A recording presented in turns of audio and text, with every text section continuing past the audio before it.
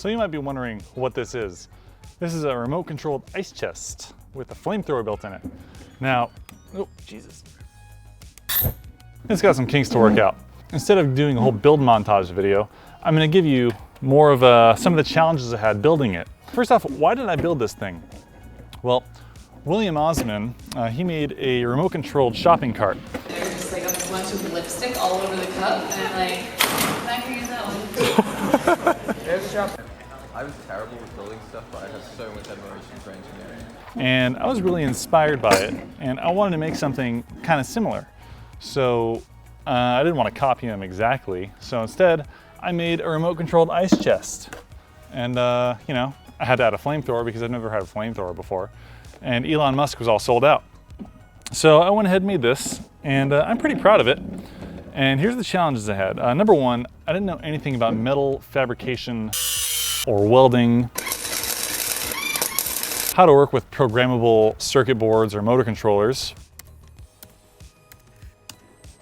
I also didn't know anything about flamethrowers or how to make any of that stuff remote controlled, like RC switches or anything like that, or even how to get the propane out of the hose appropriately, or how to ignite it remotely.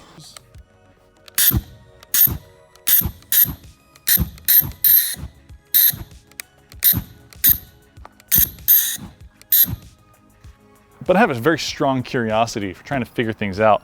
And so here we are, and I tweeted at William Osman, and I said, if I make a remote controlled ice chest, can we race? And he said, absolutely.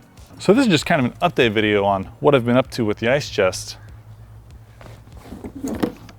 Now it's off to the races.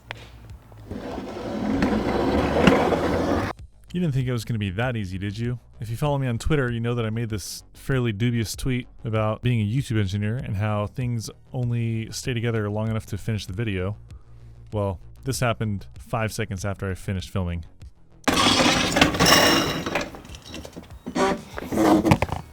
One of the wheels fell off because I'm a terrible welder, but I'm going to put it back on, and even better this time.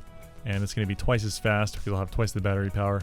I will do a video on the complete build process and how I made everything and exactly what components were used. If you're interested in that, that'll be coming out in a couple weeks.